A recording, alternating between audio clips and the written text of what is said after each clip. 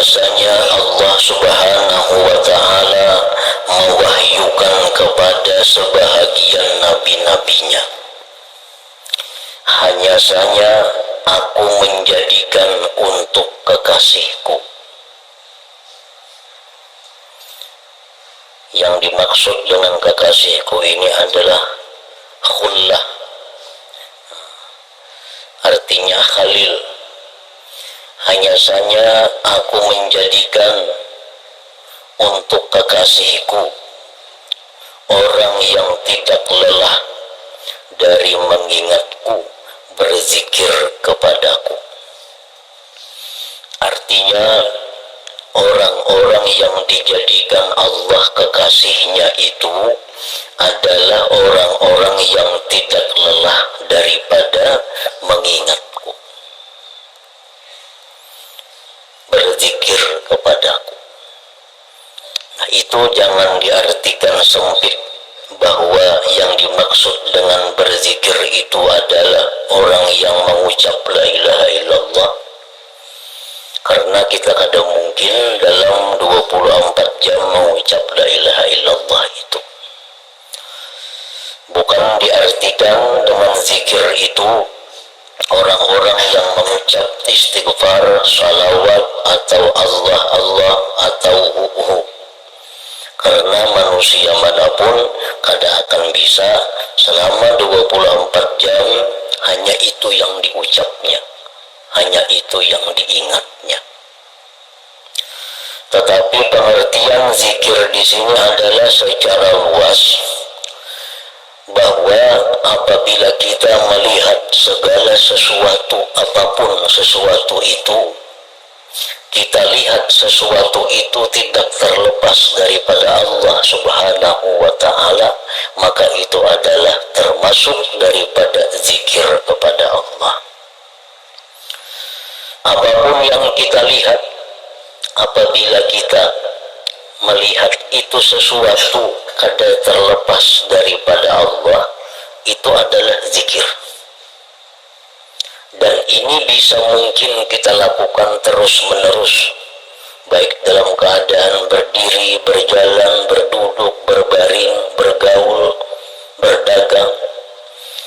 Nah, itu bisa dilakukan, bahwa kita melihat sesuatu, apapun sesuatu itu, kita lihat dia, bahwa dia itu tidak bisa terlepas daripada Allah Subhanahu wa Ta'ala. Maksudnya sesuatu itu kada terlepas dari Allah, bukan dipaham bahwa Allah itu berikir lawan sesuatu itu. Nah, itu pengertian yang membahayakan. Allah tidak akan lepas daripada makhluknya sekejap jua pun. Jangan dipaham itu bertikap kayak berikir itu. Artinya Allah Ta'ala itu kada lepas daripada makhluknya, satu, pengetahuannya. Dimanapun makhluk itu berada, pengetahuan Allah selalu ada.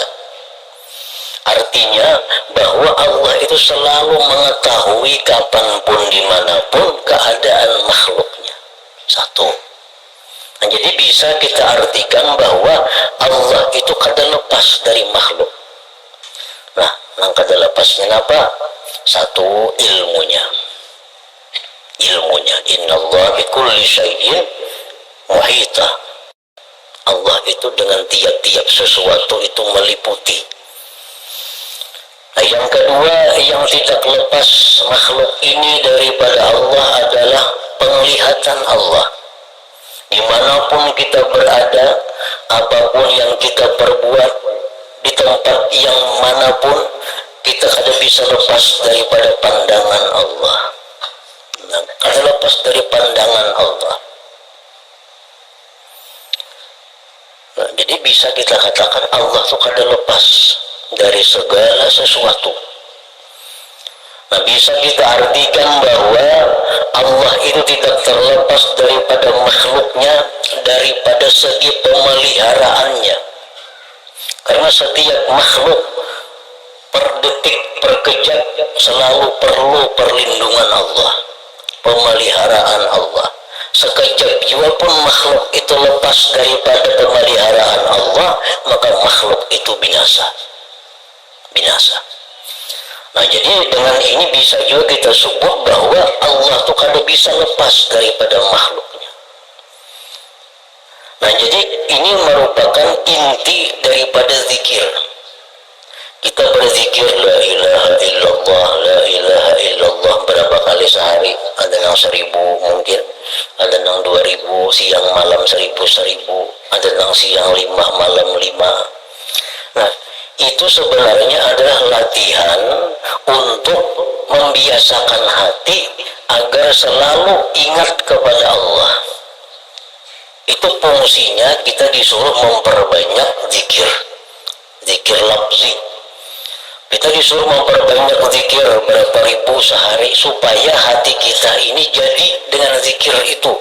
Bila mana hati kita itu sudah jadi dengan zikir, sehingga kita melihat apapun, maka apapun itu kada akan terlepas lagi dari Allah Subhanahu wa ta'ala. Nah, orang-orang yang dijadikan Allah kekasihnya itu, satu, mereka itu kada lelah daripada mengingat Allah. Nah, kada lelah mengingat Allah, artinya kada lelah apa? Selalu ingat Allah. Melihat si fulan ini, nah dia melihat bahwa fulan itu kada lepas dari Allah. Melihat barang ini kada lepas daripada Allah. Melihat apapun kada lepas daripada Allah. Ilmu Allah, penglihatan Allah, pengawasan Allah, pemeliharaan Allah. Nah, jadi itulah satu dahulu, orang yang dijadikan Allah kekasih itu orang yang selalu ingat kepada Allah. Kalau mesti aktivitasnya sembahyang,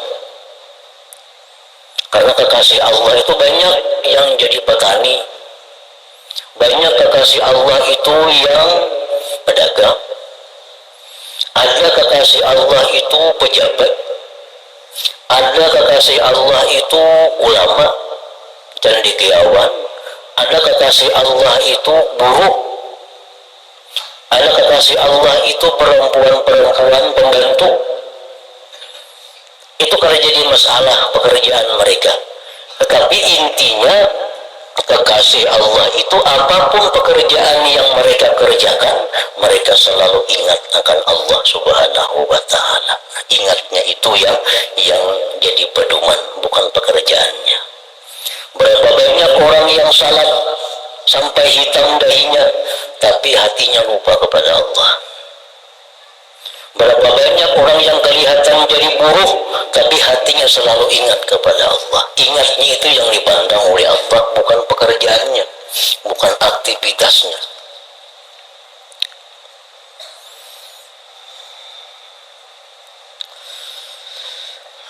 Satu, itu kekasih Allah itu tidak lelah dari mengingatku, jadi Tuhan berzikir kepadaku. Jadi jangan aneh, jangan heran kalau melihat kekasih Allah itu mereka kada terlihat berzikir lisan. Ya, karena zikir lisan itu hanya adalah bagian daripada latihan untuk memantapkan zikir hati. Nah, karena zikir lisan ini hanya merupakan bagian untuk memantapkan zikir hati.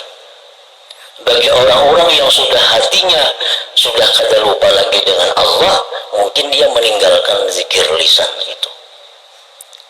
Banyak aulia Allah tuh kada kelihatan zikirnya, kada kedengaran zikirnya, tapi hati mereka selalu ingat kepada Allah. Yang kedua, ujar Tuhan, orang yang kujadikan kekasih itu dan ia tidak mengutamakan sesuatu dari makhlukku mengalahkanku. Dan ia tidak mengutamakan sesuatu dari makhlukku mengalahkanku.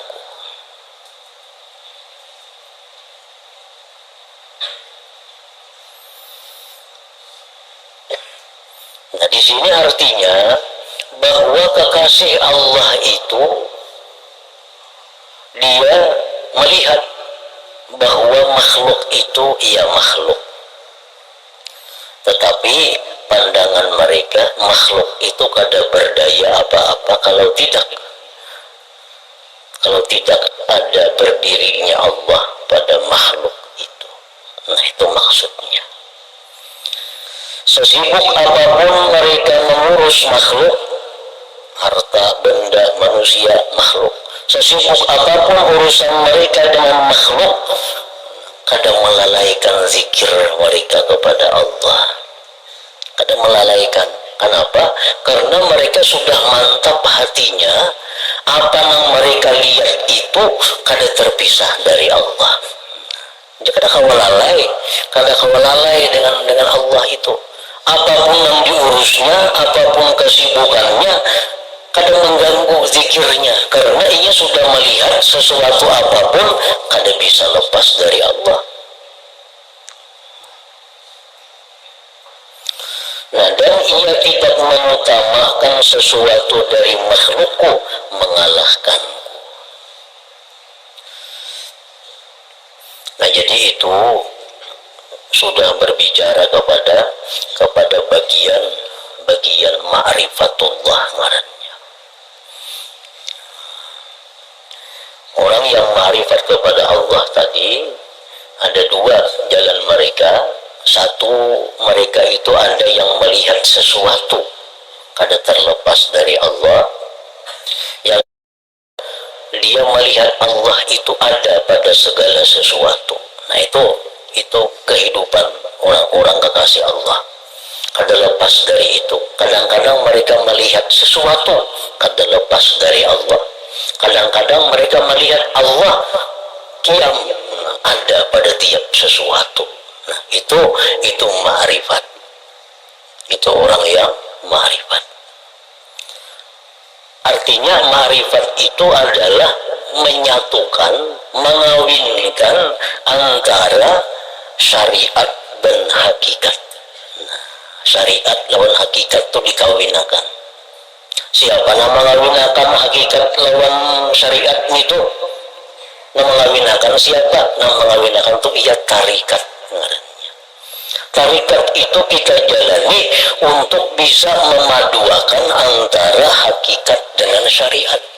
Bila hakikat syariat ini padu satu, kita kada mau lagi lalai kepada Allah, kada mau lagi lupa lawan Tuhan dimanapun kita berada, apapun keadaan yang kita hadapi. Kalau sudah syariat hakikat itu sudah kawin, sudah satu. Nah, kayak apa caranya supaya bisa kawin itu? Nah, disuruh orang bertarikat. Nah, tarikat itu artinya jalan untuk menuju perkawinan antara syariat dan hakikat.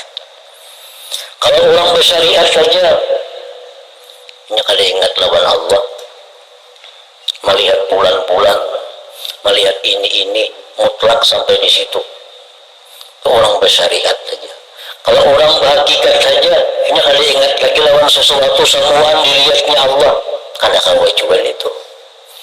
Nah, jadi yang paling sempurna itu adalah syariat itu dikawinkan dengan hakikat. Nah, itu ngarannya adalah ma'rifatullah. Nah, jadi melihat sesuatu, ya sesuatu juga, melihat orang-orang juga, tapi orang itu kada lepas dari Allah. Nah, itu ngarannya sudah kawin. Nah, syariat lawan hakikat. Kalau melihat orang itu, ingat orang itu aja, ngarannya syariat. Kalau ingin melihat orang, kada lagi melihat orang, melihat Allah semata, ngarannya hakikat saja itu. Nah, itu yang disuruh tuh kita melihat orang-orang, tapi orang tuh kada bisa lepas dari Allah. Nah, bila kita macam itu, kawa kita 24 jam zikir kepada Allah. Walaupun kita guring kita pun guring berzikir ngarannya. Bila sudah kawan macam itu. Jadi itu gunanya tarikat. Tarikat ini supaya kawan ke jenjang itu.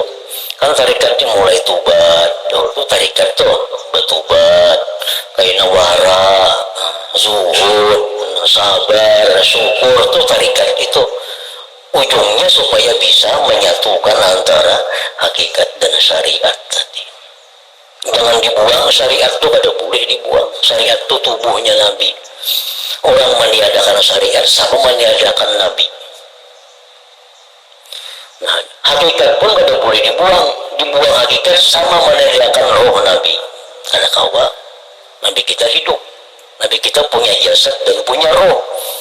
Berarti harus ada hakikat dan syariat itu. Orang saraba Allah Ta'ala ketika dia bersembayangan itu hantu.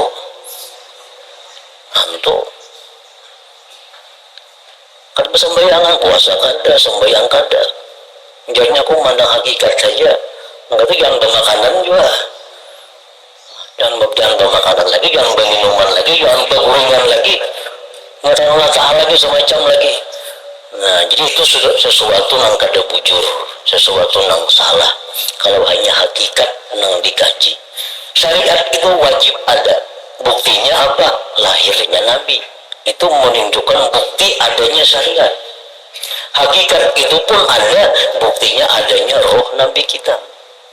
Jadi dua itu mesti dikawinakan supaya normal, Bila sudah itu jadi satu, nah mengingat Allah itu kada ada labahnya. Dengan sendirinya ingat Allah. Nah kemudian lagi kada bakalan mengutamakan makhluk daripada Allah, karena sudah tahu makhluk itu kada bisa lepas dari Allah. Nah, jadi amal kita berpaksaan mengingat Allah baharianan kada kawa, kada mampu kita, kada mampu. Jadi intinya orang yang jadi kekasih Allah itu orang yang ma'rifat dengan Allah. Orang yang ma'rifat dengan Allah. Ma'rifat dengan Allah macam apa? Ya, kayak tadi orang yang bisa menyatukan antara hakikat dan syariat. Nabi kita dalam perang Badar itu disuruh oleh Allah untuk melontarkan pasir. Untuk melontarkan pasir ke jihad orang kafir. Diambil Nabi pasir segenggam, dilimpahkan Nabi segenggam ini kalimpanan sama orang kafir. Lalu ujar Tuhan, wahai Muhammad, wa ma ramaita iz ramaita walakinallaha rama. Waktu ikam itu melontar pasir itu, wahai Muhammad, itu sebenarnya bukan ikam yang melontar itu, tetapi Allah yang melontar itu. Nah sebenarnya itu artinya hakikatnya Allah yang melontar itu. Tapi pada kenyataannya memang Nabi kita melimparkan pasir itu. Nah itu syariat ngarannya. Makanlah kamu, niscaya kamu kenyang.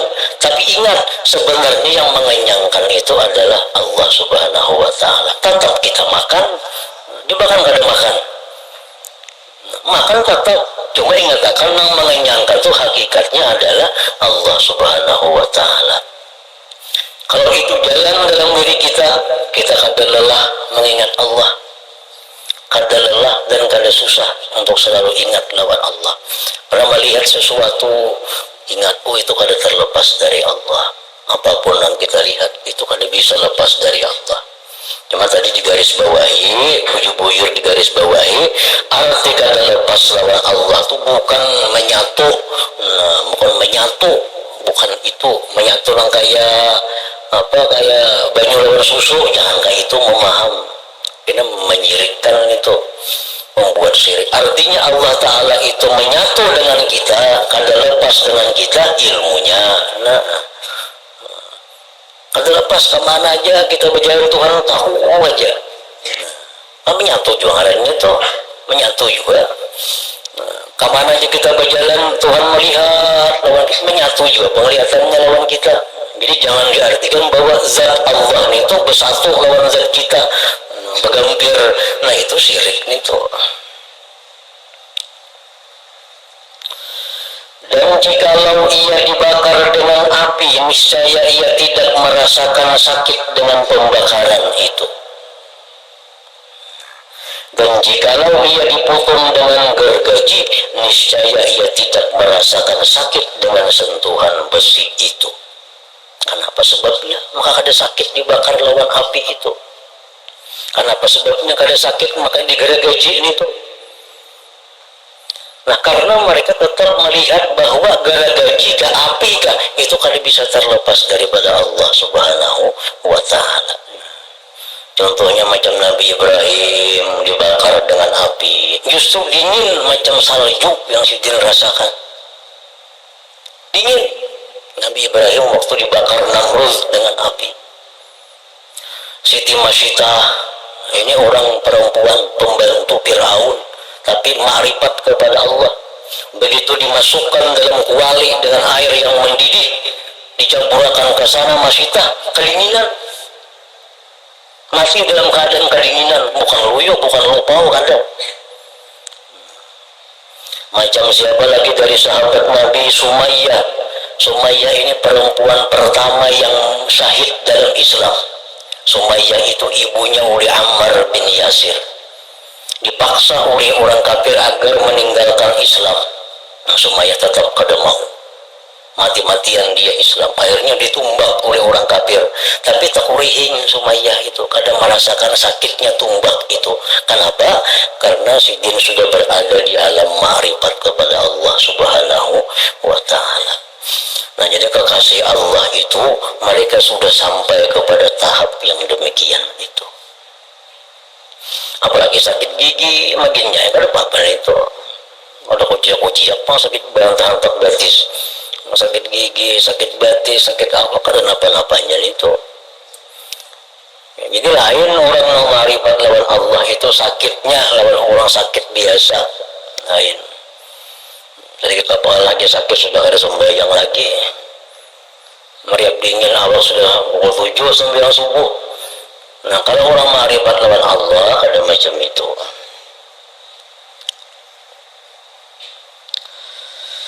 Nah, maka barang siapa yang tidak sampai kepada dikalahkan oleh kecintaannya kepada batas ini, maka dari manakah ia tahu yang di belakang kecintaan ini dari karamah-karamah dan mukasyafah. Allah itu membukakan hal-hal yang baik. Allah memberikan karamah-karamah itu kepada orang-orang yang cinta kepada Allah dan dicintai oleh Allah. Nah, sedangkan cinta itu didapat sesudah melalui proses demikian. Adalah berzikir kepada Allah, selalu mengutamakan Allah daripada makhluknya. Nah, sesudah proses itu hanya didapat cinta kepada Allah. Dan di belakang cinta itulah letaknya karamat, letaknya mukasyafat. Di situ andaknya. Semuanya itu adalah di belakang kecintaan. Dan cinta itu di belakang kesempurnaan iman. Dan makam-makam iman dan keterpautannya pada bertambah dan berkurangnya adalah tidak ada batas hitungannya. Kekasih Allah satu dengan yang lain pun kada sama Allah kasihnya. Sebagaimana berbeda derajat ma'rifatnya kepada Allah. Walaupun sama-sama masuk dalam golongan kekasih Allah. Ini orang 1000 semuaan kekasih Allah, tapi kasih Allah kada sama antara satu dengan lain. Tergantung bagaimana ma'rifatnya, cintanya kepada Allah Subhanahu wa Ta'ala.